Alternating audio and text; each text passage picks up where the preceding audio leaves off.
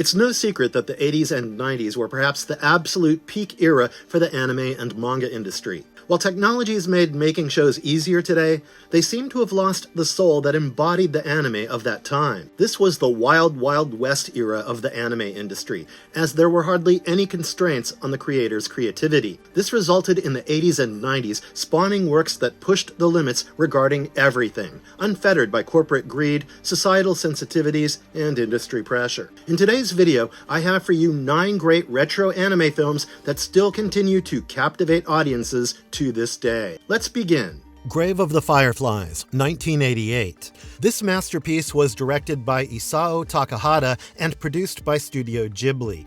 Grave of the Fireflies is considered to be one of the saddest films to have ever been made. There's not a single moment in this film that will not tug at your heartstrings as you watch the orphans, Setsuko and Seita, on their tragic journey across war-torn Japan. Set during the final months of the Pacific War, shortly after the Allied bombing of the Japanese city of Kobe, the movie paints an accurate and grim picture of not just the ravaged city, but also the lives of the survivors. Seita and Setsuko, who are the children of an Imperial Japanese Navy captain, have their lives ripped asunder when their mother is killed during the bombing. Seita keeps the news of his mother's death from his sister and goes to their aunt with whatever little supplies he had managed to salvage before the bombing. Soon, the aunt convinces the young boy to part with his mother's silk kimonos in order to sell them for food, which he does reluctantly. However, as the ration acquired from the children's remaining fortune begins to dwindle, their aunt shows her true colors and becomes increasingly resentful for having to feed and shelter them. The story then follows the siblings' journey after they leave their aunt's house as they traverse through the ashen gray rice paddies and destroyed houses of Kobe in search of shelter and sustenance.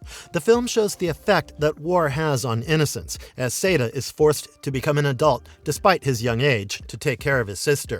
The beautiful bond of brother and sister against such overwhelming odds is rendered with perfection by Isao Takahata. Not many know that the author of the short story upon which this book is based, Akiyoki Nosaka, rejected several offers for the story to be turned into a live-action film. It was only when he saw the storyboards presented to him by Ghibli that he was convinced that animation was the only way for his tale to be faithfully rendered. Despite the story clearly commenting on the negative and tragic effects of war, I was surprised to find that the director has firmly stated that it's not meant to be an anti-war film. Despite its moderate success upon release, both domestically and internationally, Grave of the Fireflies has grown to become one of the greatest films ever made. This one is something you cannot miss.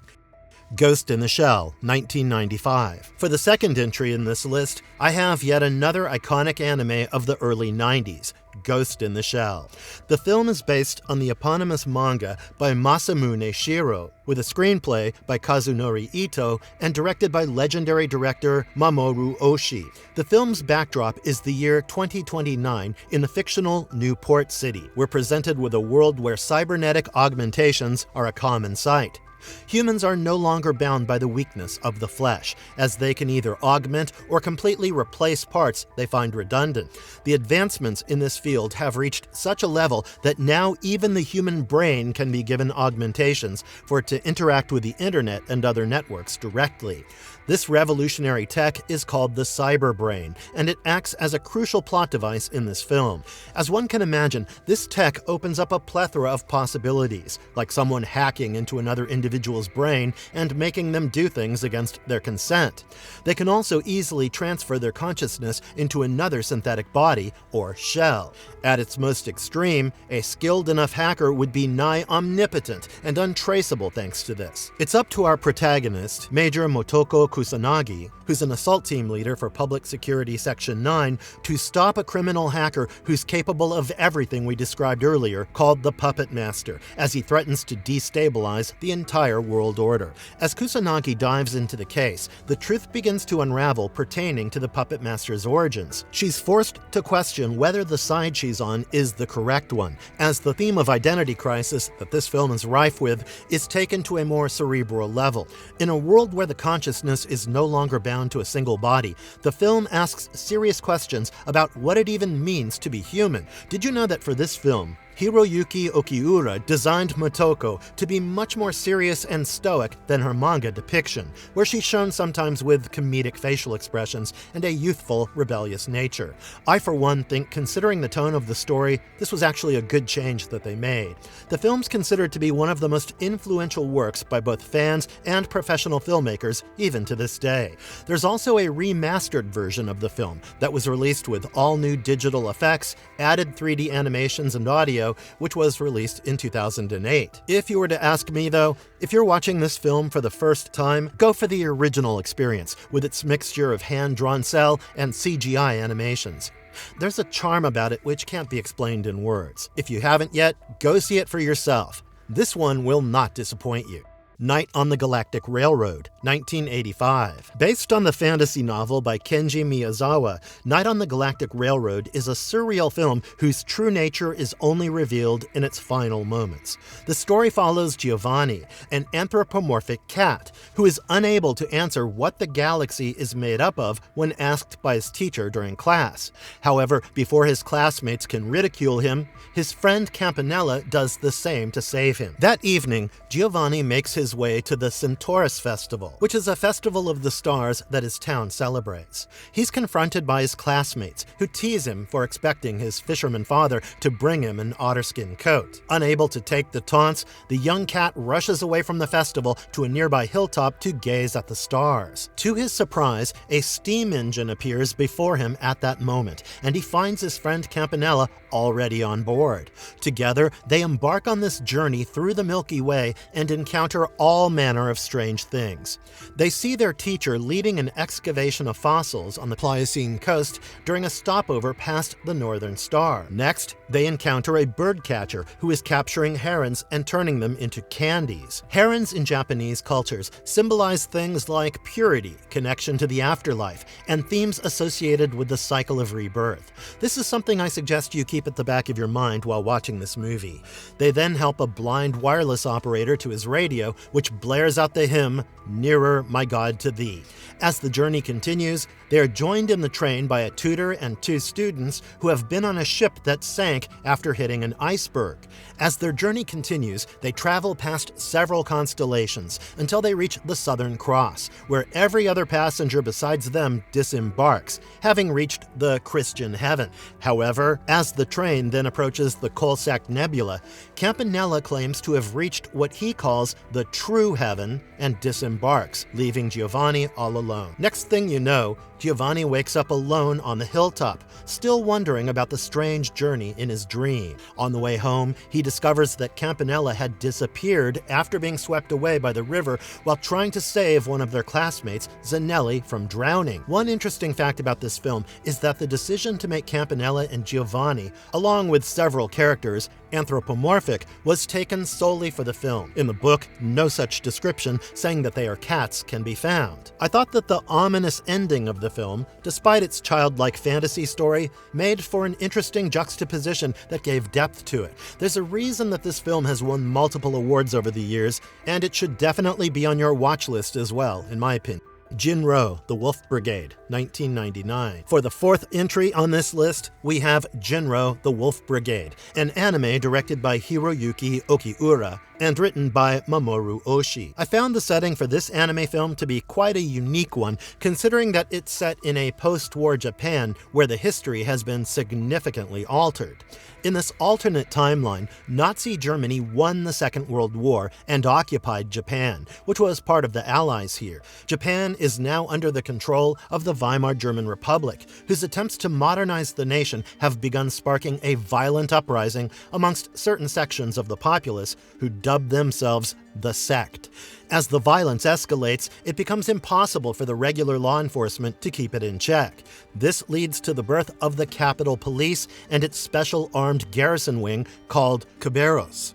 Members of this group are specially trained in urban warfare and are heavily equipped with weapons and tactical gear like the exoskeleton called the Protect gear. The story follows Kazuki Fuse, a member of this counter-terrorist organization who finds himself in Akasaka following the start of a violent riot. The authorities soon discover that the members of the sect are supplying the rioters with Molotov cocktails and satchel charges from the sewers below the city. Kazuki is deployed to take care of them when he finds himself face-to-face with a young girl, Nanami, who he's ordered to shoot. However, his hesitation to do so results in her detonating an explosive on herself. This results in the power supply above ground getting disrupted, which quickly leads to the authorities losing control of the riot. On his visit to Nanami's grave, he meets a girl who claims to be her sister, Kei Amamiya. Soon their acquaintance turns into love, but the star-crossed lovers are caught between the webs of hostility between the different forces that operate within the city. Even as the city burns around them, Kei and Kazuki are forced to choose between love and duty as their tragedy unfolds. This film is actually supposed to be the third film in Oshii's Kerberos saga, and is the only animated film in it. He was also supposed to direct the film himself, but was unfortunately unable to due to scheduling conflicts with Ghost in the Shell. I think you'll be pleasantly surprised with just how good this anime film is, so give it a shot. Royal Space Force, The Wings of Oniamis, 1987. This next entry is a classic film that has inspired the likes of Hideaki Anno, who's the creator of Evangelion, Studio Ghibli's Hayao Miyazaki, and Mamoru Oshii as well. Royal Space Force, The Wings of Oniamis, is a coming-of-age story about a young man called Shiro Ladat. Set in the kingdom of Oniamis, which is an alternate Earth, Shiro is a young man who once harbored ambitions of becoming a fighter pilot in his nation's army. However, due to circumstances, he instead ends up joining the fledgling space program, which has been struggling to send an astronaut into space. Soon, he makes the acquaintance of a young street preacher called Riquini, who lives with a child called Mana. Riquini is amazed at Shiro and inspires him to volunteer as one of the astronauts for the space program. As the astronaut project faces adversities from the corrupt government and scrutiny from the public, it mirrors Shiro's own growth from an unmotivated youth to a real man. I found out that the film was supposed to have a spiritual successor called Uru Blue, but it never fully materialized. Despite being critically acclaimed by fans and leading figures in the industry, a direct sequel never happened due to disagreements with Bandai, who owned half the property. I just hope that one day we'll get to see this beautiful story come to life on the big screen again. Memories, Magnetic Rose. The next three entries on this list are all part of a film anthology called Memories, based on the short stories written by Katsuhiro Otomo, the man who gave us Akira. When the Corona, a deep space salvage vessel, is assigned to investigate a distress signal, they discover a spaceship graveyard orbiting a crestfallen space station. The two members of the crew, Heinz and Miguel, soon learn that the decrepit space station once belonged to a famous opera singer, Eva Friedel, who had disappeared after a famous scandal involving her fiancé's murder. If you've watched the film Event Horizon, Magnetic Rose is something akin to that movie. Soon, they begin to experience all manner of hallucinations that mess with their perception of reality, including visions of the presumed dead Ava. The ship also torments them with twisted visions of their worst nightmares and regrets. As the two begin to descend into madness, it becomes clear that it's the engineers who need rescuing, as the ship itself seems to be guided by the malevolent spirit of the dead singer and her fiancé. While this is happening, the Corona is being drawn into the wreckage by a powerful magnetic force and heading towards its destruction. Despite its length, Magnetic Rose was one of the scariest horror films I've seen to date. It wasn't terrifying for its jump scares, but the oppressive atmosphere and psychological horror that warps your own sense of perception, along with Miguel and Heinz's. If you love the horror genre, this is a film you simply cannot miss. Memories, Stink Bomb. The second film in this anthology, Stink Bomb, is not a straightforward horror film like the first entry. In my opinion, the film has a bit of a satirical tone mixed with a bizarre plot that really messed with my head.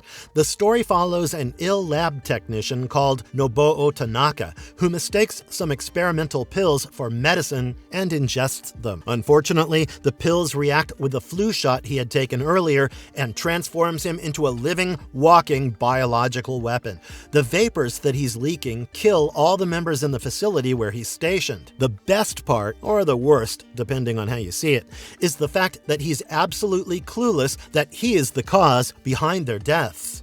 Horrified, he reports the incident to his superiors, who ask him to deliver the drugs to Tokyo. The film captures his macabre yet somewhat hilarious journey to Tokyo as he kills everyone whose path he crosses. Soon, everyone from the US military to NASA gets involved, while a clueless Nobuo continues on his death march. While the premise of the film is incredibly dark, you can't help but chuckle a bit at just how ridiculous Nobuo and his circumstances actually are. I'd say definitely give this one a shot if you're looking for something unique. Memories, Cannon Fodder. The final installment in this 3-part anthology, Cannon Fodder, in my opinion, is the most esoteric and surreal of them all. Unlike the previous 2 stories, there is no named setting or characters in this one. All we have is a walled city that seems to be under a perpetual siege. Its landscape is littered ominously with cannons that fire constantly at an unknown and unseen enemy. We follow the life of a family where the father is a cannon loader and the mother is an ammunition factory worker, while the son goes to school. The entire film continues in this manner with no real resolution, perhaps to highlight the never-ending nature of humanity's relationship with conflict. Like someone once said, the history of man is a history of violence. And Cannon Fodder perfectly delivers this message with its weird setting and characters. The horror in these films doesn't come from traditional means like jump scares or scary monster, but from the way they unsettle viewers' perception of reality at a psychological level. I bet if you sit through just one of these films, before long, you'll have finished all of them.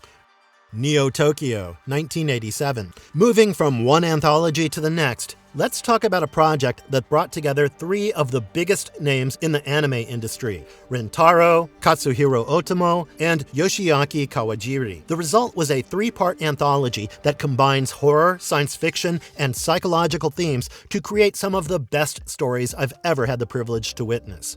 With a runtime of about 50 minutes, the film is divided into 3 segments directed by these 3 legendary individuals. Rentaro's at the helm of the first arc, titled Labyrinth Labyrinthos, while Kawajiri is in charge of the second arc, titled The Running Man, and the final arc, Construction Cancellation Order, is directed by Katsuhiro Otomo. Labyrinth Labyrinthos has an extremely strange plotline that follows a young girl and her cat as they step into a mysterious maze within a timepiece. Inside this otherworldly place, they encounter all manner of supernatural entities and a circus from where they watch the remaining stories unfold. What follows next is The Running Man, which revolves around a man named Zach Hugh, who has dominated a deadly game called the Death Circus Racing Circuit for the last 10 years.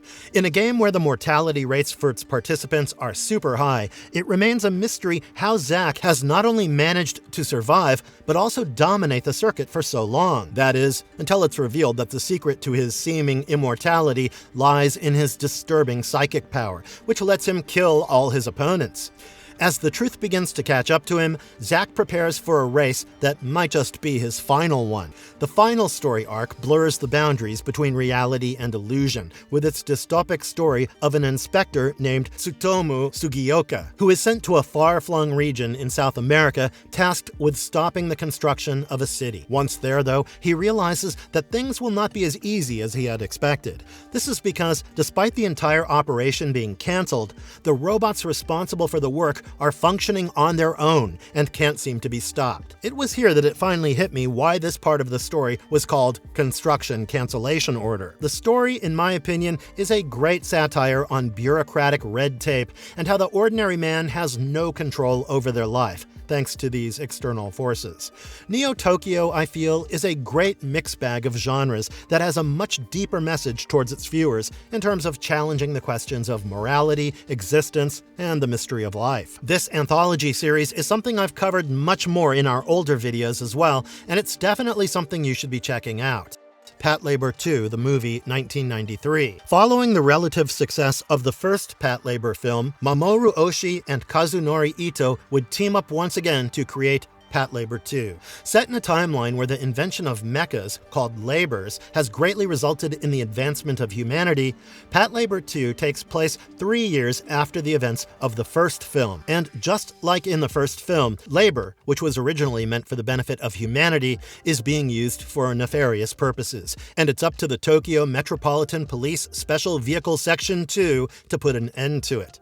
The word Patlabor in this film is a portmanteau of the words patrol and labor, as the officers use these mechas instead of patrol cars. Most of the original crew has moved on to different places, with an almost fresh group of pilots now part of the crew. However, when Tokyo's faced with another threat, which is seemingly coming from the Japanese self-defense force itself, the old crew is forced to reassemble to address the threat. What initially seems to be a coup attempted by the National Army soon turns out to be the plans of a retired JSDF officer named Yokihito Suga. His desire was to force the government into acknowledging the military inadequacies faced by the country during its long years of peace. In order to do that, he takes drastic measures into his own hands. An interesting bit of trivia about the film is the fact that the time of the terrorist attack is 2/26, which is a direct reference to an incident that took place on February 26th, where a coup involving rebel JSDF personnel was aborted. The film also sparked a lot of controversy with its scene that showed fake poison gas falling over Tokyo. This is because 2 years after its release, the infamous sarin gas tragedy happened, where cult members released this toxic gas into Tokyo subways, killing and injuring numerous people. Patlabor is quite clearly a labor of love by Oshii and is something you should definitely check out. Roujin Z, 1991. For the final entry on this list today, I've chosen the dark satirical piece on society by Katsuhiro Otomo called Roujin Z. Otomo heavily leans on both Buddhist Shinto beliefs and science to create a brilliant story that critiques not just our over-reliance on technology, but also how society views the elderly. The series revolves around the adventures of a young nurse called Haruko and her ward, an invalid octogenarian widower named Kijuro Takizawa. When the Japanese Minister of Public Welfare announces a new and revolutionary technology in the form of a robotic bed that attends to all the needs of its patients, it feels like a dream come true for people like Takizawa, who have no family to care for them. However, the government essentially wants older people to volunteer as guinea pigs to test this new technology. Takizawa, who has nothing to lose, especially after the death of his wife, quickly volunteers for the bed, which is powered by a nuclear reactor and is capable of everything from entertainment to self-defense. However, when the bed downloads the consciousness of Takizawa's deceased wife and starts gaining sentience, things begin to unravel rather quickly in a morbid but hilarious fashion. Soon, the young nurse and Takizawa are embroiled in a conspiracy that involves the government, whose nefarious plans with the entire project begin to surface. Outside of the government's evil scheme of turning old people into weapons, what really stuck out to me was the way the film highlights how the world views the elderly. Nursing is considered a dead-end job with no prospects. The fact that the world rejoices in a technology like this bed that absolves them of all responsibilities towards the elderly is a damning statement on the state of the world. It critiques the ever-decreasing feeling of familial warmth within Japanese society and paints a dire picture of the morally bankrupt future of our species. This is a brilliant piece of work that's surprisingly underrated and is an easy recommendation from me. Marvelous verdict. Well, that wraps up our list of hauntingly beautiful anime of the 80s and 90s. I think it's safe to say that while we do have great anime films and movies even today by the likes of Makoto Shinkai and Ghibli, they just don't make them quite like they used to back in the day. These films had soul, from their hand-drawn cell animations to the complex characters they housed within their narratives. It was easy to get lost in the beautiful tapestry they wove around us, whether it be a dystopic future or an alternate dimension. Tell us your favorite anime of this golden era down in the comments. For now, though, it's time to say goodbye. I'll see you in the next one. Until then, stay safe and stay marvelous.